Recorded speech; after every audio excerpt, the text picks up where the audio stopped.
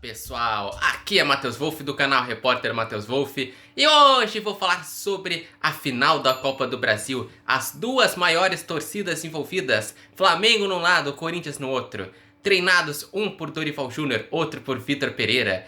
Como que chegam os times? Quem será o grande campeão? Isso e muito mais depois da vinheta!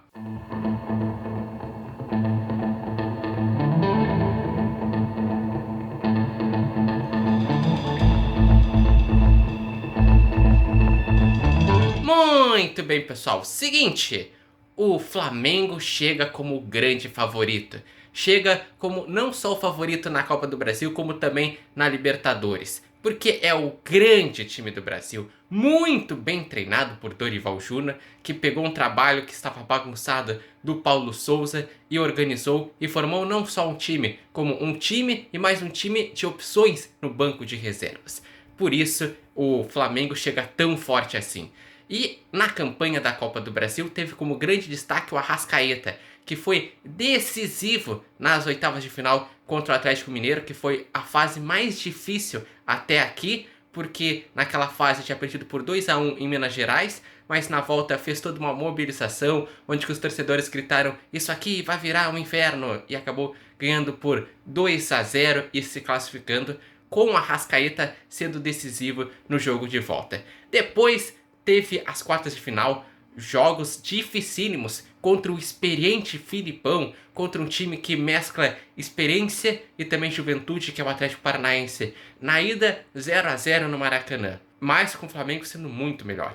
E na volta, um jogo equilibrado que o Flamengo consegue fazer um gol de bicicleta com o Pedro, que é o grande destaque do futebol brasileiro. Mas na Copa do Brasil, ele é um dos grandes protagonistas. E já na semifinal, ganhou com facilidade do São Paulo. Na ida foi 3-1 para o Flamengo, com Everton, Cebolinha e Vidal entrando e decidindo. Na volta, 1-0, aquele jogo que administrou o resultado, com a Arrascaeta fazendo gol e sendo muito importante. Já o Corinthians, não pense que chegou à toa. Não, é um time que mostra e é a cara da evolução no futebol brasileiro. Um time que na temporada passada não tinha brigado por títulos, o máximo que tinha conseguido tinha sido classificar para o G4. Nessa vez não, foi longe na Libertadores, chegou às quartas de final e foi eliminado pelo Flamengo. Já no Brasileirão está sempre no G6 e alguns momentos até alternando, entrando dentro do G4. E na Copa do Brasil foi um time que mostrou maturidade, mesclando experiência com juventude e com ótimo trabalho do Vitor Pereira. Vitor Pereira que está tendo a sua primeira oportunidade no futebol brasileiro devido às chances que vem ganhando o futebol europeu e técnicos que vêm de fora, depois de casos como o do Jorge Jesus e principalmente do Abel Ferreira. Vitor Pereira que conseguiu trazer uma cara de juventude para esse time com Alisson, com Mosquito, também vários jogadores da base que vem ganhando chance no Brasileirão e tendo um meio de campo fortíssimo com Juliano, Renato Augusto, também contratou o Fausto Vera, que foi indicação dele. E é um time forte e muito consistente também no sistema defensivo. Corinthians, que nas oitavas de final foi a fase mais fácil, em que venceu por 4-0 do Santos na ida, na volta perdeu, mas se classificou. Já as quartas de final foi a etapa mais complicada desta campanha, porque nas quartas de final ele perdeu por 2-0 na ida em Goiás do Atlético Goianiense, mas na volta fez a remontada, ganhou de 4-1 com 3 gols do Yuri Alberto, que desencantou naquele jogo, vinha numa seca, mas naquele jogo se fartou de fazer gols. E na semifinal, confrontos equilibrados contra o Fluminense. Na ida foi 2-2 no Maracanã, em que teve o gol de empate no finalzinho com o Roger Guedes. E na volta conseguiu ter domínio e aplicou um 3-0 com o Renato Augusto, que não está nas suas melhores condições físicas, mas o tempo que ele joga, ele é diferenciado.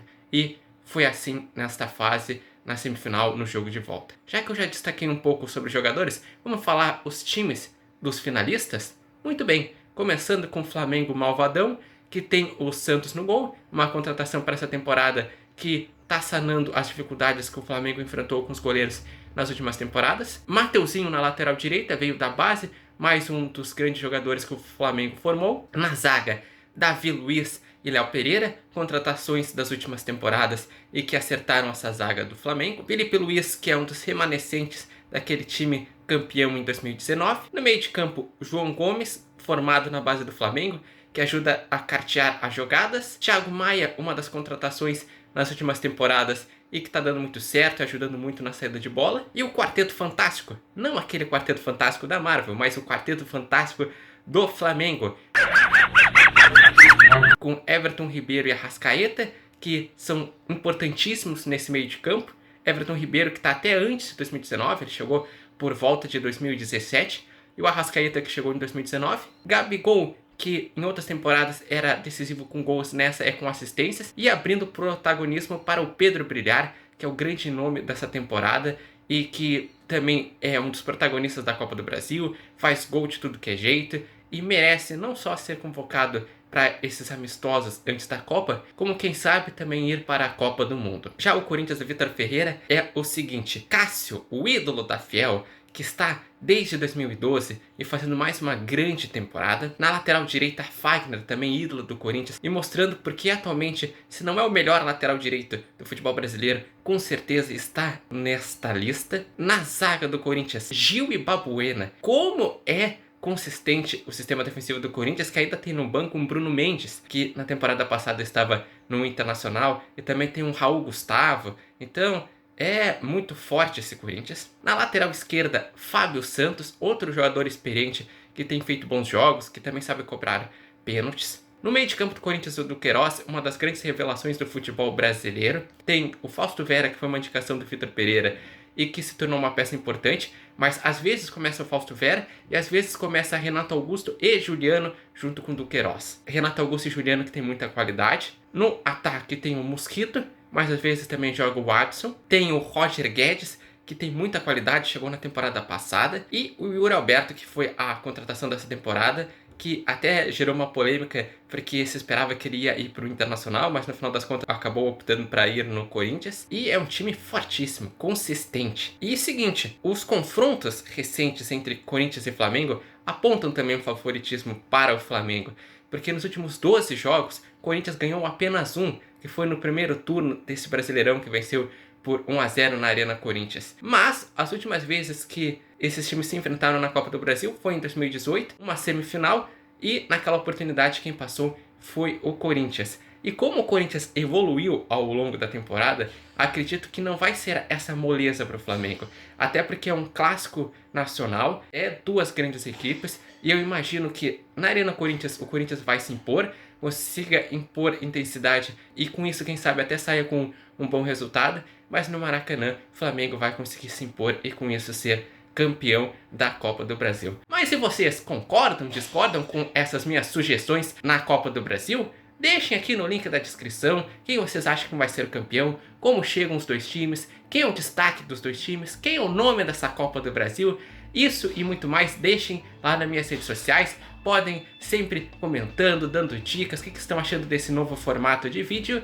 Muito obrigado a todos, até a próxima e fui!